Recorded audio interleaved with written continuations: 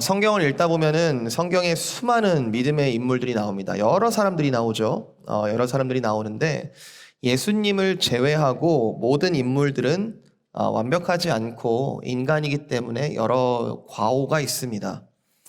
그러나 그들이 보여주는 하나님과의 그런 믿음의 씨름들, 그리고 진정한 회개, 다시 찾은 은혜, 이런 이야기들이 그 성경의 인물들의 인생 속에 새겨져 있고, 그것은 그 개인의 어떤 깊은 깨달음으로 끝나는 것이 아니라 현재 우리가 예수 그리스도를 주로 믿으며 살아가는 우리들에게도 이런 믿음의 인물들의 이야기들이 우리 마음에 새겨야 할 이야기, 그리고 여전히 지금도 우리가 귀를 열고 눈을 열어서 읽어야 할 이야기로 우리에게 남겨져 있죠. 많은 교훈이 되기도 하고, 또 많은 경고가 되기도 하고, 또 많은 본이 되기도 합니다.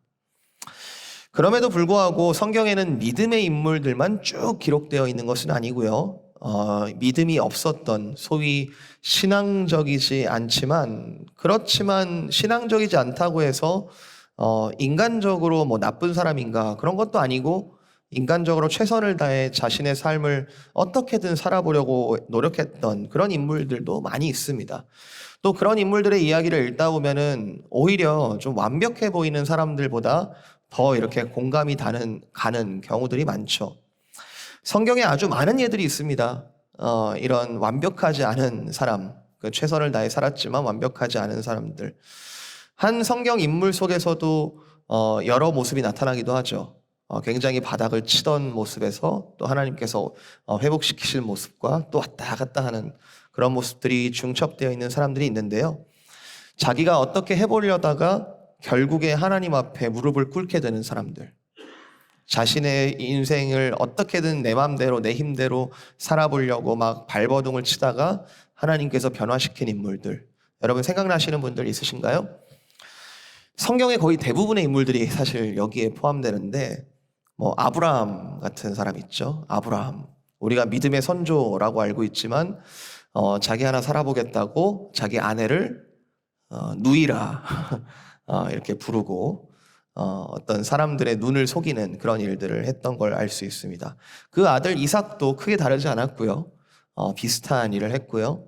야곱은 자기 쌍둥이 형 에서의 장자권을 어떻게든 취하려고 여러 가지 모략과 그리고 방법들을 썼는데 분노를 일으키고 가정 전체가 아마 정말 소위 난장판이 되는 것을 우리가 보고 있습니다. 그렇지만 하나님께서 은혜로 야곱의 이름을 이스라엘로 바꾸시고 한 민족의 또 조상이 되게 하셨죠. 모세는 자기가 이집트 왕자로서 히브리 민족을 자기가 구원할 수 있는 좋은 포지션에 있다는 것을 알고 자기 힘으로 좀 어떻게든 해보려고 하다가 사람 하나를 죽이고 40년을 방황하게 되죠. 그리고 또 하나님의 은혜가 있었습니다. 다윗, 완벽하지 않았던 것 여러분 잘 알고 계시고요.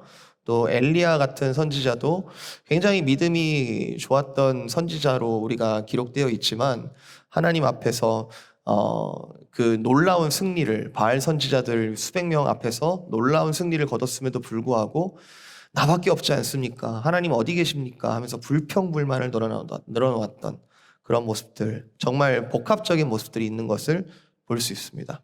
뭐 요나도 마찬가지고요. 베드로도 마찬가지고 사도 바울 말할 것도 없죠. 이런 업앤다운 속에서 하나님께서 어떻게 인물들을 이끌어 가시는가, 그게 중요한 좋은 우리에게 본이 되기도 하지만 그럼에도 불구하고 좀 성경에는 좀 미스테리한 그런 범주에 들어가는 사람들이 있습니다. 분명히 하나님께서 뭔가 컨택하시고 접촉하셔서 그 사람의 인생 가운데 하나님께서 뭔가 메시지를 던지시고 변화를 주심에도 불구하고, 그리고 씨름을 하기도 했지만 여러 찬스가 있긴 했지만 그 인생의 마지막에 참 허무하게 마무리가 되는 사람들이 있죠. 어떤 사람들이 있습니까? 가인 같은 사람도 있고요. 자기 동생을 죽이고 일평생을 방황하는 그런 이야기, 발람의 이야기도 있고, 바리새인들, 사실 예수 그리스도를 그렇게 대적하면서 예수님이 선을 그으신 것이 아니라 회개하라고 외치신 건데 바리새인과 소위 유대인들은 예수 그리스도를 십자가에 못 박죠. 그 예수님의 제자 중에서도 가룟 유다 같은 인물도 있습니다. 그 마지막이 어떻게 됐을까? 그가 정말 구원받았을까? 하나님이 버리셨는가? 정말 구원에 있어서 계속되는 논쟁 중에 하나입니다. 그런데 소위 인간적인 관점에서 이런 사람들의 이야기를 읽으면 가인, 바리새인, 가룟 유다, 물론 영적으로는 분명히 이들이 잘못했다, 하나님 앞에서 잘못했다 말하고 있지만 인간적으로 볼 때 나쁜 사람들 아닙니다. 이들도 하나님께서 창조하신 피조물 맞고요. 그 안에서 어떻게든 자기에게 주어진 시간과 공간을 최대한 살아보려고 했던 그런 사람들입니다. 아마 물어보면은 다들 자기들의 변명이 있었을 겁니다. 내가 왜 이렇게 살 수밖에 없는지, 내가 왜 이렇게밖에 할 수 없는지 여러 가지 이유들이 있었을 것이고, 그리고 많은 경우에 이 성경의 인물들의 변명들은 우리의 공감을 자아냅니다. 우리도 그렇게 다른 사람들이 아니거든요. 우리도 믿음이 좋다, 우리가 믿음을 자부한다, 자신한다 말하기보다는 우리도 하나님 내가 이렇게밖에 할 수 없는 상황이 있습니다. 하나님 내가 이렇게 행동할 수밖에 없습니다. 하나님 내가 지금은 이렇게 앉아 있을 수밖에 없습니다. 여러 가지 우리의 상황들이 있습니다. 이스라엘의 첫 번째 왕 사울은 어떤 인물인가요? 사울은 여기에 참 논란이 되는 인물이라고 생각합니다. 사무엘상 전반을 커버하는 인물은 사실 사울인데요. 이 사울이 왕이 되는 과정, 첫 번째로 왕이 되는 과정, 왕으로서 보여주는 태도와 행동들, 그리고 나중에 자신의 신하이자 하나님께서 택하신 새로운 왕 다윗과의 그 관계 속에서, 쫓고 쫓기는 그 관계 속에서 보여지는 내면 모습들. 여러분 어떻게 읽으셨습니까? 사울의 마지막을 알기 때문에 우리와 다른 사람인가요? 읽다 보면은 우리의 모습과 크게 다르지 않다는 것을 발견합니다. 굉장히 쉽게 발끈하고, 쉽게 두려워하고, 쉽게 낭망하고, 그 불안에 잠식돼서 헤어나오지 못하는 모습, 우리에게도 있죠. 우리 모두 소위 인간적이다라고 말하는 그 모습이 사울 왕의 인생 속에 정말 많은 예로 보여지고 있다고 생각합니다. 오늘 우리가 읽은 에피소드가 그 중에 하나인데, 오늘 우리가 읽은 이 본문 속에서 우리가 과연 사울을 하나님의 이름으로 우리도 손가락질 할 수 있겠는지, 과연 죄 없는 자가 먼저 돌을 던질 수 있겠는지, 아니면 사울이 이 보여주는 인생의 두려움 앞에서 믿음으로 계속해서 부르시는 그 하나님의 속마음을 캐치하여 우리도 다시 달려갈 수 있겠는지, 부디 하나님께서 이 말씀 앞에서 은혜 주시기를 소망합니다. 아마 디테일하게 읽으셨겠지만 에피소드 중에 오늘 읽은 본문 중에서 몇 가지를 조금 짚어보겠습니다. 13장 시작에 보면은 사울이 40세라 했습니다. 40살, 40세. 한국에 40세를 의미하는 중요한 단어가 있죠. 불혹. 더 이상 유혹에 흔들리지 않는 나이. 제가 아직 40이 안 되어서 그렇게 많이 흔들리는지 모르겠지만, 이 사울이 40세인지 정확하게 40세였는지는 학자들이 굉장히 연구하는 내용들이지만, 이 13장의 맥락은 사무엘상 전체 맥락 중에 사울이 이스라엘을 통치한 지 초반기의 이야기입니다. 그러니까 왕이 된 지 얼마 안 됐을 때 이야기입니다.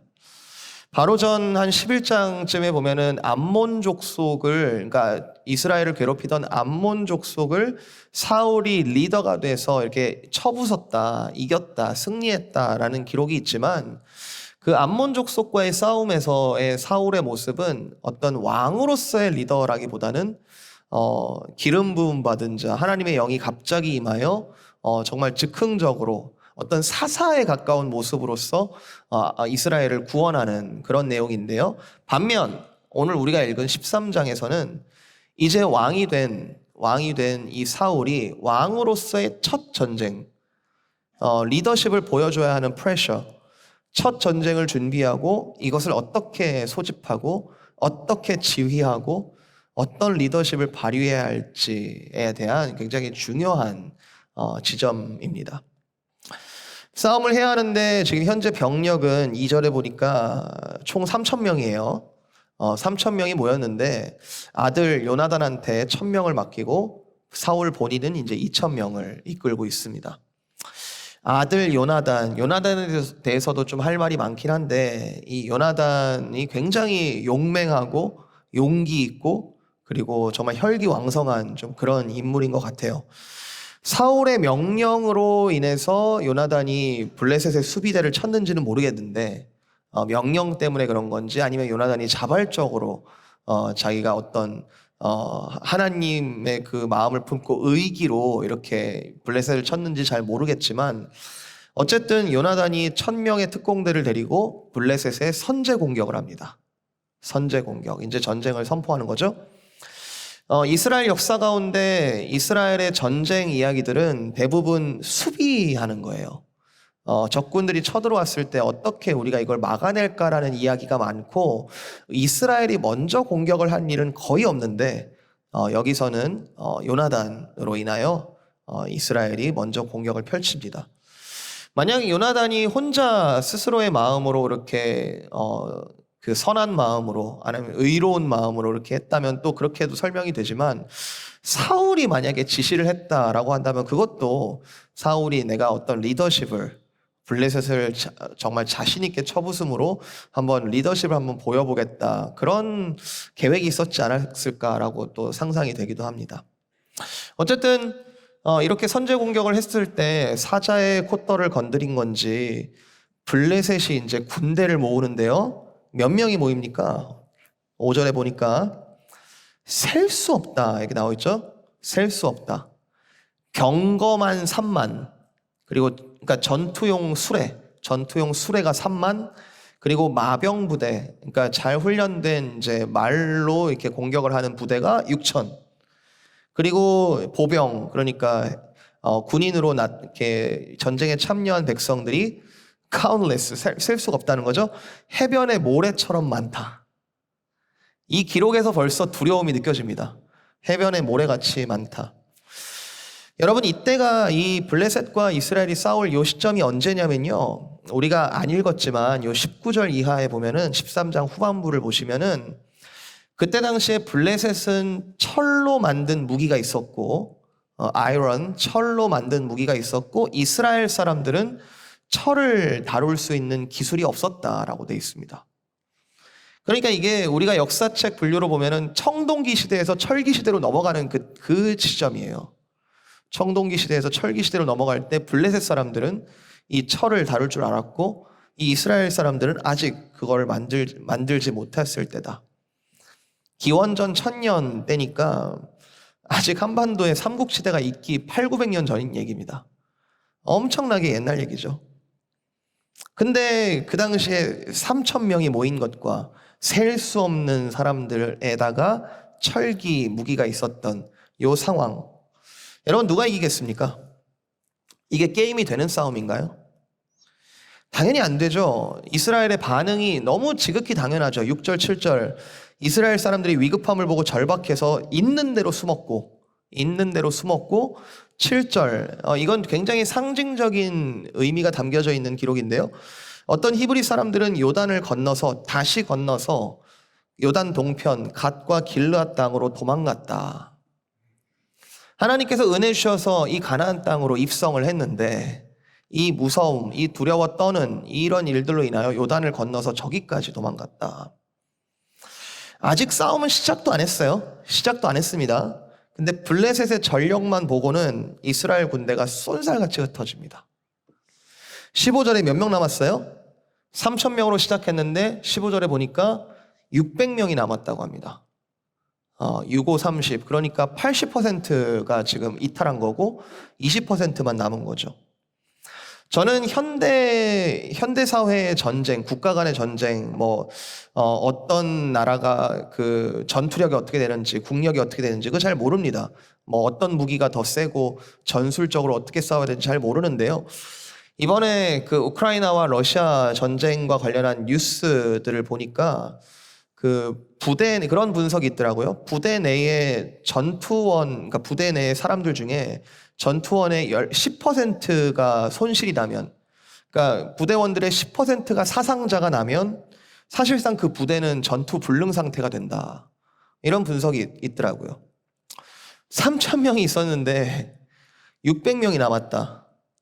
이건 아마 이 당시 역사에 대한 정황을 잘 모르는 우리 어린아이들이 이 글을 읽다 하더라도 같은 결론이 나올 겁니다. 아, 이거는 못 이기는 싸움이구나. 이거는 이길 수 없는 싸움이구나. 전력으로 봤을 때는 이길 수 없는 게 너무 분명한데 지금 여기서 문제가 되는 것, 진짜 문제가 되는 것은 이스라엘 백성의 정체성입니다.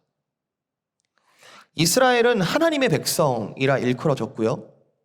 하나님께서 그들의 왕이 되셔서 그들을 공의와 사랑으로 다스려 주셨고 그 대제국 애굽으로부터 이들을 탈출시키셨고 그리고 그 하나님과 맺은 언약 백성으로서 영원히 떠나지 않겠다는 언약 백성으로서 살아가는 하나님의 백성이거든요. 이 이스라엘 백성들이 요단강을 건너서 이 가나안 땅으로 들어올 때에 제일 먼저 만난 사람은 하나님의 군대 대장입니다. 하나님의 군대 대장이 나타나셔서 내가 너희들을 친히 인도하여 이 땅의 모든 싸움들을 내가 이기게 하겠다. 군대 대장이 직접 웰커밍을 하신 그 백성, 하나님의 군대 대장이. 그리고 그 가나안 땅에 입성하기 40년 전에 우리는 절대 저 가나안 땅 못 들어갈 거야. 우리는 저 거인들을 이길 수가 없어. 라고 스스로 자기 포기를 해버린 그 백성들을 하나님께서 끝까지 40년 동안 훈련시키시고 하나님께서 직접 그것도 앞서서 전쟁을 수행하셔서 차지한 땅이 바로 이 땅이거든요. 이 가나안 땅. 사무엘을 기다린다. 이거는 사무엘 개인이 오기 전에는 우리가 전쟁을 시작 못한다 이런 뜻이 아니고요. 당시 하나님의 말씀을 직접적으로 다이렉트하게 전하던 사무엘이 말하는 것 곧 하나님이 말하는 겁니다. 그 사무엘, 하나님의 말씀을 전하는 자로서의 하나님의 메신저, 하나님의 전령으로서의 그 사무엘을 기다린다는 것은 이 전쟁의 진짜 지휘관을 기다리고 있다는 뜻이죠. 진짜 지휘관이 오시기까지 우리가 기다리겠다. 이스라엘은 지금 굉장히 두려워하는 상황이지만 사무엘을 기다려야 했습니다. 진짜 지휘관이 오시기를 기다려야 했습니다. 그런데 지금 이스라엘의 첫 번째 왕으로 세워진 이 사울의 속마음은 까맣게 타들어가죠.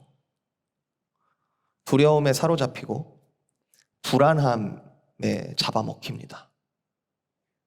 정해진 날짜에 사무엘이 오기로 했는데 전쟁에서의 하루는 승패를 좌우할 수 있는데 그런데 7일이나 기다렸는데 8절 사울은 사무엘이 정한 기한대로 1회 동안 기다렸는데 사무엘이 길갈로 오지 아니하니까 백성이 사울에게서 흩어지더라.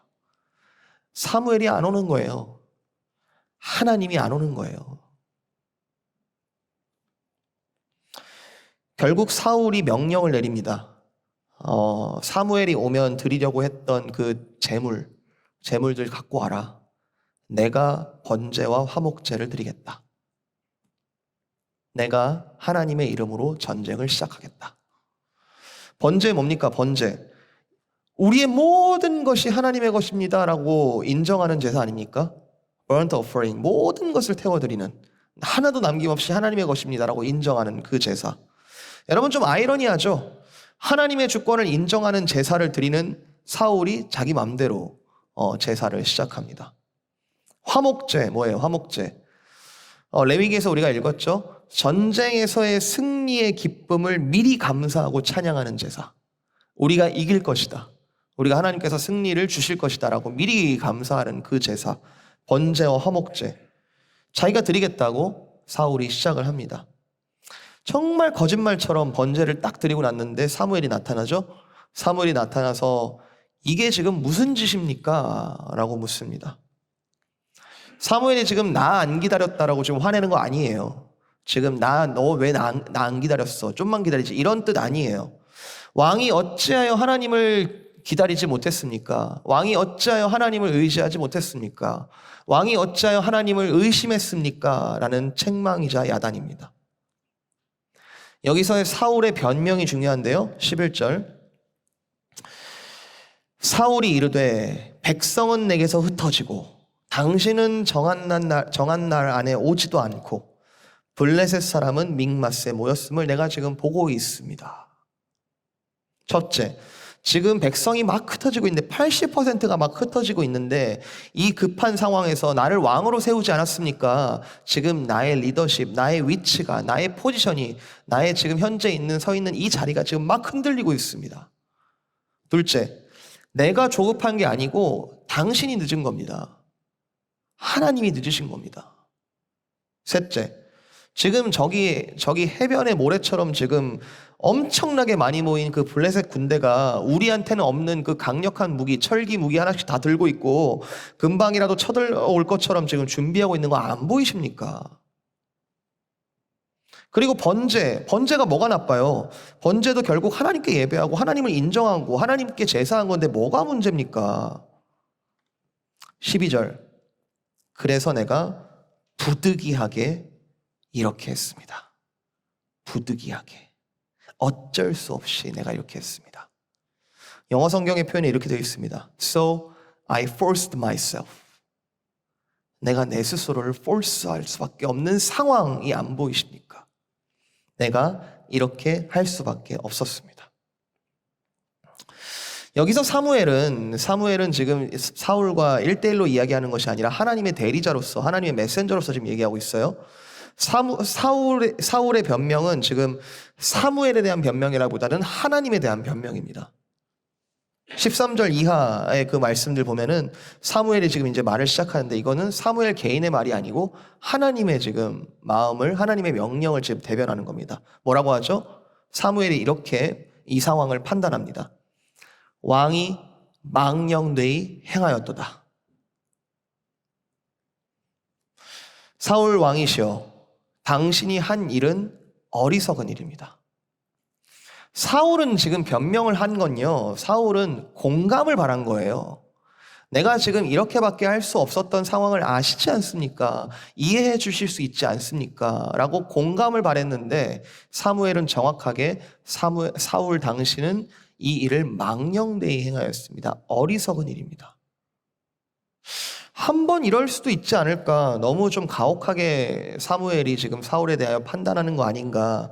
몇 번의 찬스가 더 있습니다, 사울은. 그런데 나중에 결정적으로 사울이 최종적으로 실패하는 사건이 15장, 16장에 나오는데요. 거기 보면 사무엘이 이렇게 지적합니다. 유명한 구절이죠. 사무엘상 15장 22절. 사무엘이 이르되 여호와께서 번제와 다른 제사를 그의 목소리를 청종하는 것을 좋아하심 같이 좋아하시겠습니까? 순종하는 것이 제사보다 낫고 듣는 것이, 여호와의 말씀을 듣는 것이 순양의 기름보다 낫습니다. 왕이시여, 지금 순종해야 하고 들었어야 했을 텐데 왜 이렇게 불안해하고 두려워하고 의심하고 떨고 있습니까?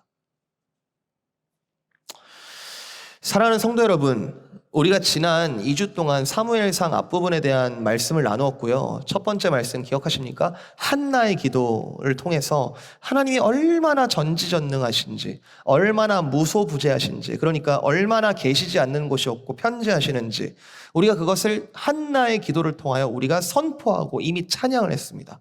하나님은 그런 분이십니다. 그리고 지난주에 우리가 하나님이 그 하나님의 아들, 그 그리스도, 예수 그리스도만이 우리의 영원한 왕이라는 사실이 선포되었죠. 우리가 이거 모르지 않습니다. 하나님은 전지전능하시고 우리의 왕 되신다 아는데 이 변함없는 진리 앞에 오늘 이 본문은 상황을 추가시키는 겁니다. 과연 이러한 상황에도 하나님을 왕이라, 하나님을 전지전능하시다라고 우리는 고백할 수 있겠는가? 이러한 상황에서도 하나님만을 믿고 의지할 수 있겠는가? 우리가 하나님을 안 믿지 않아요. 우리가 하나님 믿습니다. 그러나 하나님을 대체로 믿죠. 어떠한 모습, 어떠한 상황, 어떠한 영역 속에 대체로 하나님을 믿고 대체로 하나님의 말씀을 인정하는데 정말로 선을 긋고 이 어쩔 수 없는 나만의 상황, 이 어쩔 수 없는 그 상황에서는 내가 내 뜻대로 할 수밖에 없습니다 라고 하나님께 이야기하는 거, 여러분 이거 인간적입니까? 우리가 그렇게 그냥 실수들을 그냥 눈 감아주면 되는 건가요? 그래, 나도 그랬어, 너도 그렇지, 그냥 이해하고 넘어갈 일입니까? 인간적인가요? 사무엘의 말에 따르면 아니다, 어리석다라고 말하고 있습니다. 저는 솔직하게 말해서 이 본문 속에서 사무엘이 야단치는 내용보다 사울 왕이 이렇게 대처할 수밖에 없었던 그 상황에 대해서 더 이해가 되는 것이 사실입니다. 그만큼 아마 저와 여러분의 삶의 상황이 이건 이럴 수밖에 없다고, 이거는 그럴 수밖에 없다라고, 하나님의 영역과는 좀 분리할 수밖에 없는 일들이 아마 많이 있어서 더 공감되지 않을까 싶습니다. 하나님, 제가 풀리 하나님을 믿어야 되는 거 아는데 안 되는 거 아시잖아요. 내가 요거는 너무 불안하고 두렵습니다. 말을 하지 않아도 그렇게 살고 있는 거죠. 목회자인 저도 그렇게 자유롭지 않습니다. 3,000명에서 600명으로 줄어든다? 우리가 지금 유례없는 팬데믹 상황을 아직도 좀 겪고 있는데 그 상황 전, 팬데믹 전의 예배들을 많이 여러분 생각하시는 분들, 상상하시는 분, 기억하시는 분들 많으실 텐데요. 팬데믹 전의 예배든, 지금 팬데믹 중의 예배든, 또 앞으로 드려질 그 예배든, 기쁨의 교회 이 공동체 이름으로 드려지는 모든 예배가 하나님께서 동일하게 받으시는 예배라는 걸 저는 잘 알고 있음에도 불구하고 팬데믹 중심에서 주일 예배를 온라인으로 진행하면서 이곳이 텅 비어 있는 것을 보면서 성도들을 상상하면서 예배할 때 참 마음이 편치 않았습니다. 보이는 것에 얼마나 내가 영향을 받고 있는지 절실히 느꼈습니다. 오랫동안 뵙지 못한 성도님들의 믿음이 약해지지 않도록 성도님 한 사람 한 사람을 믿으며 기도하는 것 쉬운 일 아니었습니다. 보이지 않으니 참 믿기가 어려웠습니다. 예수님께서 도마에게 하신 말씀, 보지 않고 믿는 자는 복되도다. 그 말씀이 얼마나 대단한 말씀인지, 얼마나 복된 말씀인지, 얼마나 그 보지 않고 믿는다는 것이 얼마나 대단한 복인지를 절실히 느꼈습니다. 이럭저럭 상황을 통제해 주시는, 우리가 알든 모르든 하나님께서 우리를 구름 기둥과 불 기둥으로 우리가 알든 모르든 이렇게 보호해 주시고 통제해 주시는 것이 얼마나 큰 하나님의 은혜인지도 비로소 실감이 났습니다. 만약 하나님이 우리를 향한, 나를 향한 보호하심을 거두어 버리신다면 이처럼 통제되지 않는 상황들을 한 번은 모르겠지만 두 번, 세 번, 몇 번이고 보호막 없이, 가드 없이 맞아버린다면, 즉 두려움과 불안함이 나를 잠식해버리면 얼마나 나도 통제가 안 될까? 상상만으로도 정말 힘들었습니다.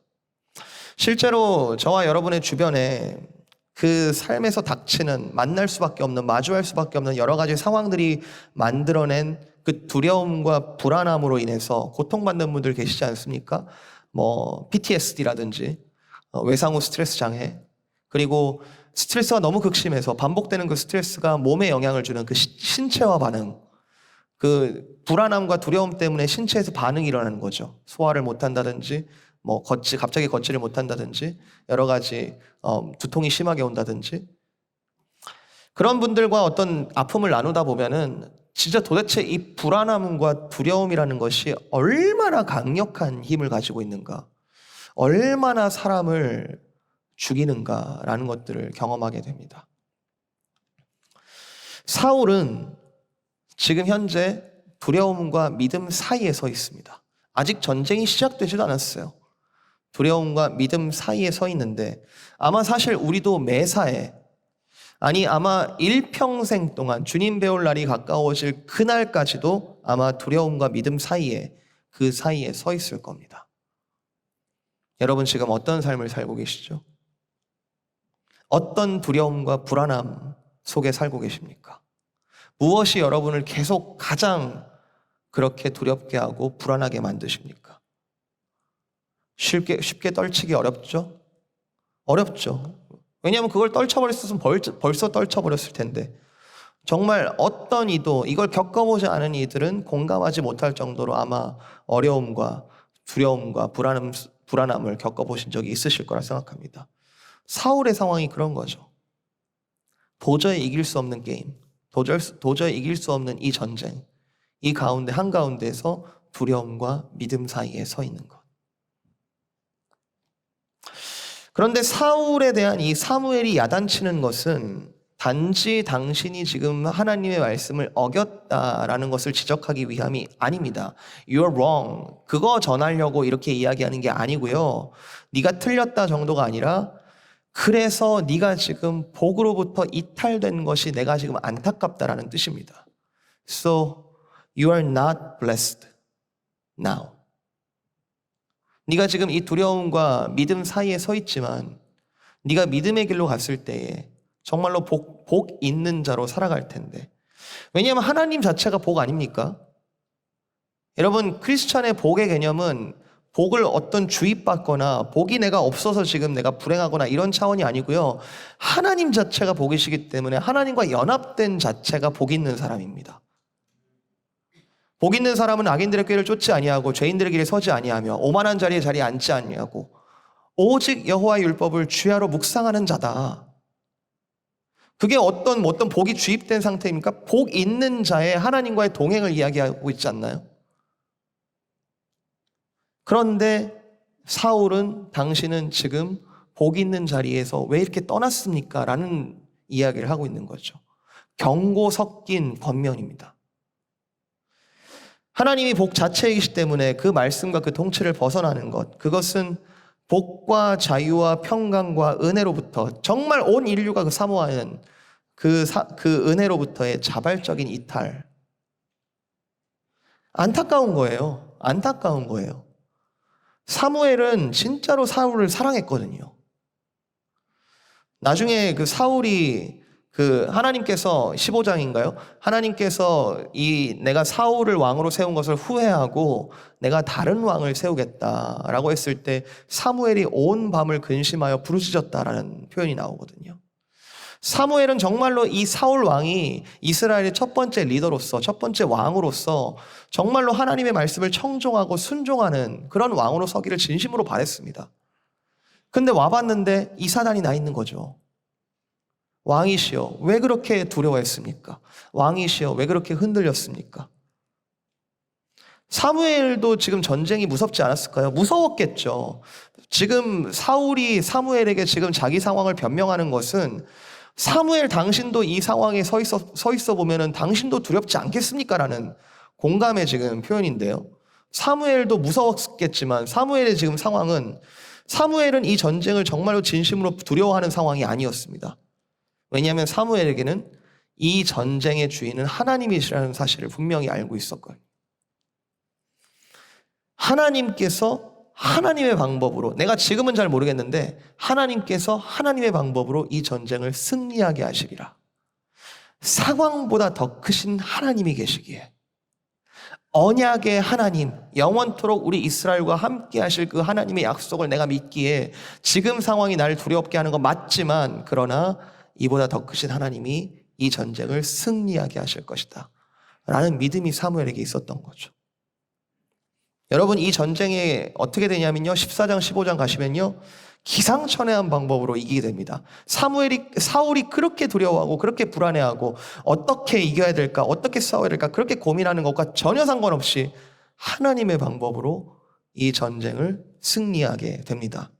하나님이 자주 쓰시는 방법인데요, 하나님께서 하나님을 대적하는 자들이 서로 싸우게 만드세요. 서로 싸우게 만들어 서로 물고 뜯게 만들어서 악이 서로 물고 뜯어서 망하게 하시는, 피 한 방울 흘리지 않고 이길 수 있는 하나님의 방법. 사울이 아무리 두려워하고 아무리 불안해하고 아무리 묘책을 짜낸다 해도 절대 나올 수 없는 하나님만의 방법.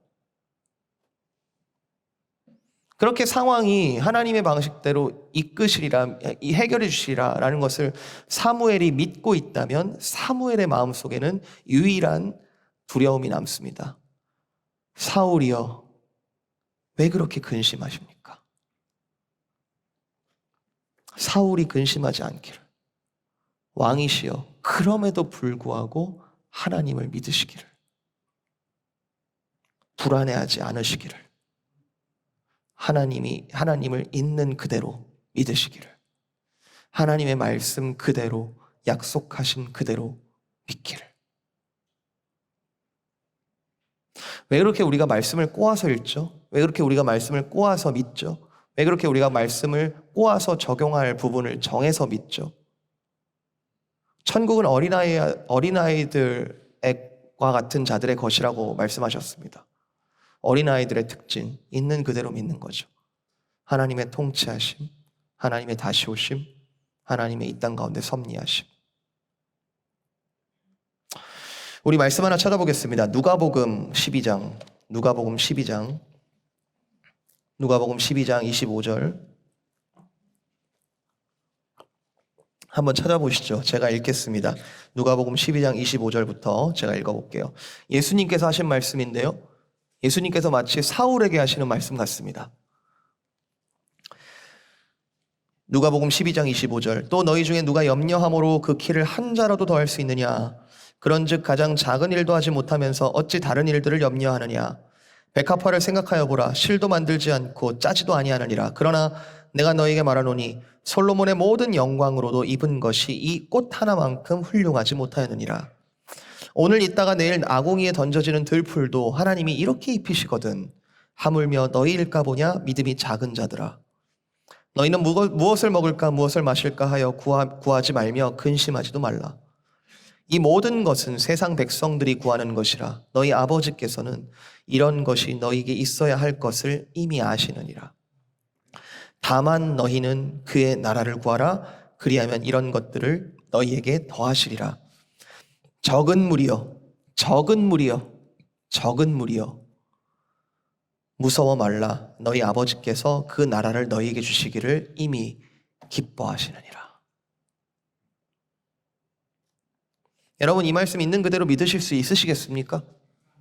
적은 무리여, 아무리 적더라도, 아무리 약하더라도, 아무리 작더라도 무서워하지 말고 두려워하지 말라.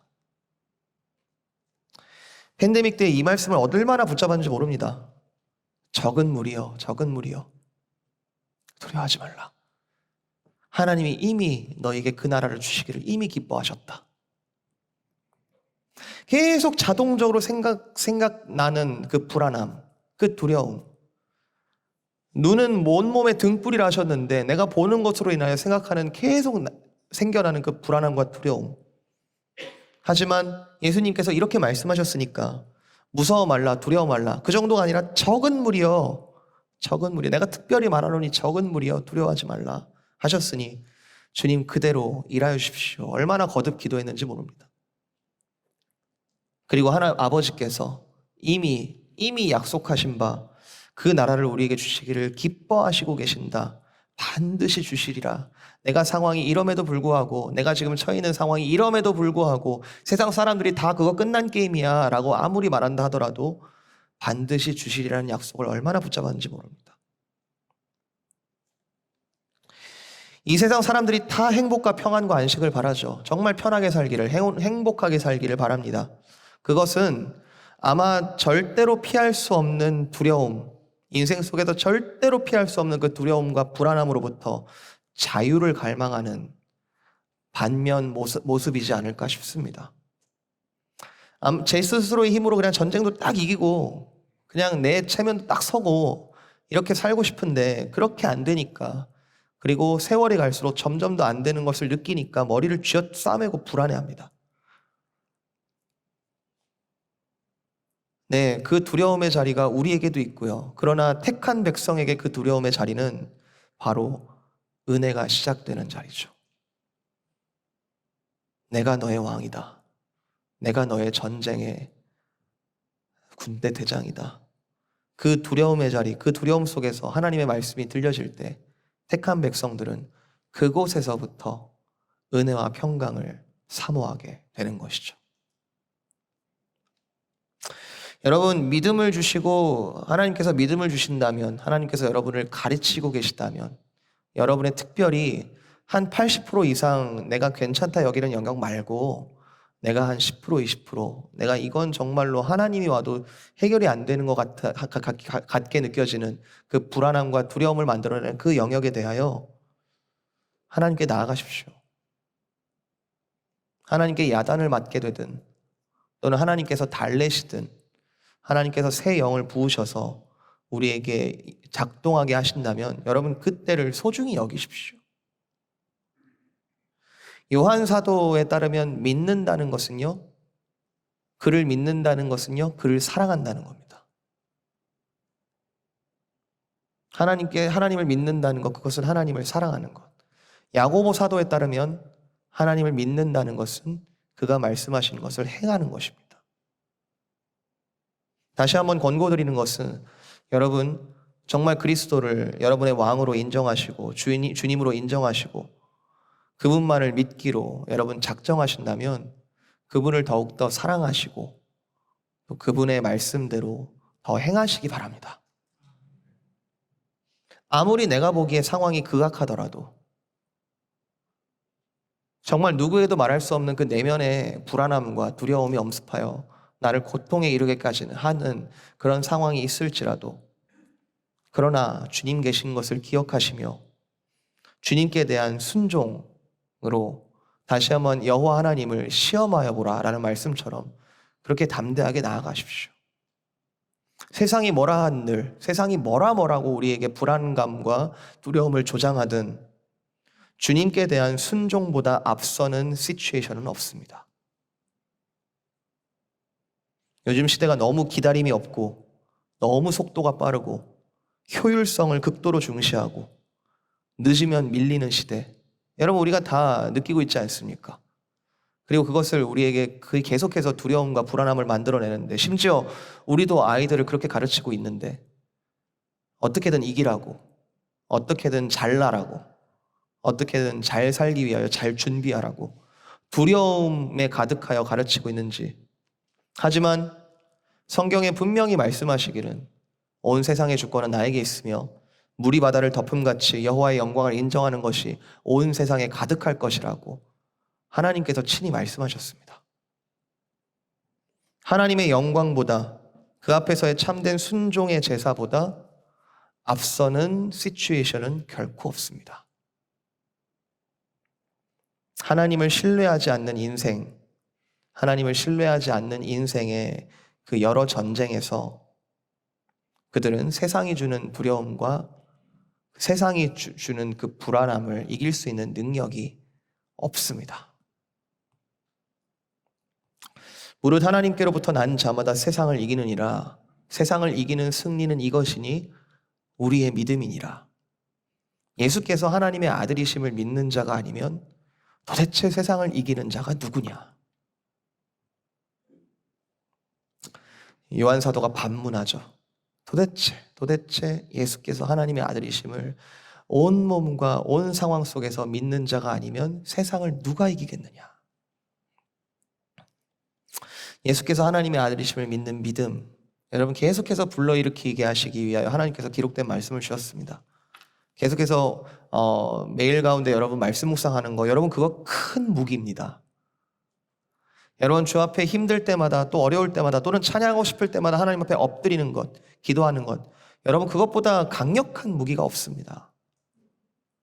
세상을 이기는 믿음, 세상을 이기는 승리, 우리의 믿음이다. 믿음으로 주의 말씀을 사랑하고 믿음으로 주께 의지하는 것, 여러분 그것이 가장 큰 무기인데 여러분 무엇하고 계십니까?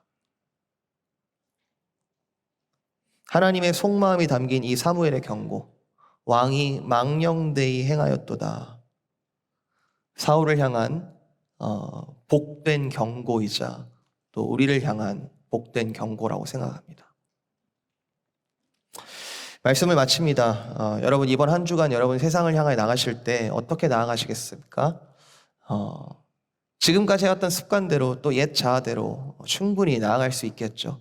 그리고 동일한 불안함과 두려움이 반복될지도 모르겠습니다. 하지만 오늘 이 순간부터 내가 나됨을 어떤 두려움과 불안함으로 어떻게든 주장하려는 것이 아니라 왕 되신 하나님의 인도하심을 잠잠히 믿으며 그분을 찬양하며 그 안에서의 영원한 안식을 사모하며 그것이 내 마음과 영혼과 내 육신 가운데 풍성하게 흘러넘치기를, 또 그것이 흘러넘쳐서 나누어 주지 않을 수 없어서 이 교회와 우리의 닿는 모든 세상에 그 하나님의 주권과 하나님의 통치하심이 흘러넘치기를 우리의 왕 되신 예수 그리스도의 이름으로 축복드립니다.